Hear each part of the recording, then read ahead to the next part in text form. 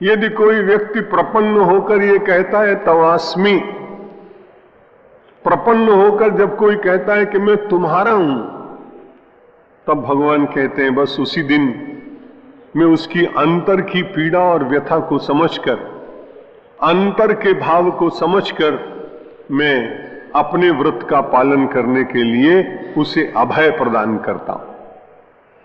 संसार के जीवों को अभय प्रदान करने का व्रत है भगवान का। उस जिज्ञासु ने कहा कि बड़ी अच्छी बात है महाराज, किसी एक व्यक्ति ने आपको ये कहा कि तवास्मि, तो आपने उसको अभय कर दिया।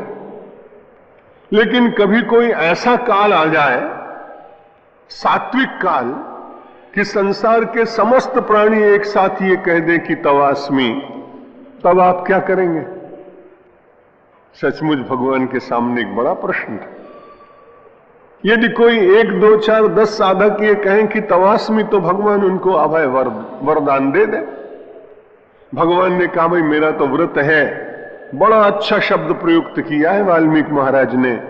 भगवान कहते हैं अभयम सर्वभूतेभ्यो, संसार के समस्त प्राणी यदि शुद्ध अंतःकरण से कभी ऐसा काल आ जाए कि वे सब के सब पुकार उठें, अमेरिका के लोग भी पुकार उठें, रशिया के लोग भी कहें, युगोस्लाविया के भी कहें, नाटो देश के लोग भी कहने लगे, भारतवर्ष के लोग कहने लगे, बांग्लादेश के लोग कहें तवास्मि, सारे संसार के लोग नहीं, समस्त भूतेभ्यः, चींटियों के मन में, हाथियों के मन में, सिंहों के मन में, त्रियोनि के पक्षियों के मन में, मानो किसी काल में ऐसी सात्विकता आ जाए और सब लोग कहें कि भगवान तवास्मि तवास्मि, हम आपके हैं, हम आपके हैं, तब आप क्या करेंगे?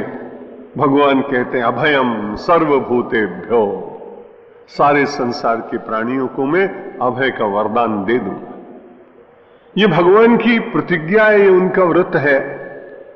इसमें भी प्रपन्न शब्द की बड़ी महिमा है और एक बड़ा ही अच्छा विचार दिया है। इसमें अनेक बार नहीं कहना पड़ता है। सकृत शब्द का संस्कृत में अर्थ होता है एक बार।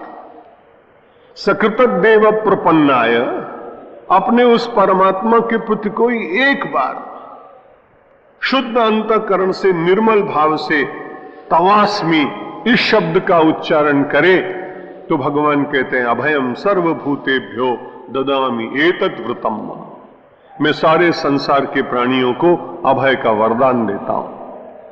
और विचार करके आप देखें तो मेरी अपनी व्यक्तिगत मान्यता के अनुसार संसार में जो अभय होता है वो संसार में सर्वोच्च आध्यात्मिक व्यक्ति होता है। क्योंकि आप जानते हैं भय कहां होता है?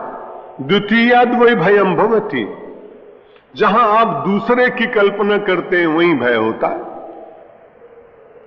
जहां प्रतिस्पर्धी सामने खड़ा हुआ भय लगेगा, जहां शासक है और शासित है वहां भय लगेगा, जहां शोषक है और शोष्य है वहां भय लगेगा।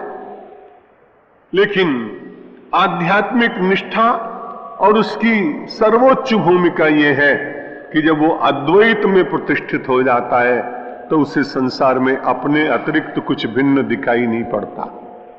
वैदिक संस्कृति की इसमें सबसे बड़ी महानता दिखाई पड़ती है कि हम सब लोगों ने भिन्नता में जीना तो स्वीकार किया है, लेकिन भिन्नता में हम अभिन्नता की खोज करते हैं, भेद में हम अभेद को मानने का प्रयत्न करते हैं, द्वैत में हम जीते हैं लेकिन जीवन की आस्था अद्वैत की ओर निरंतर बनी रहती है।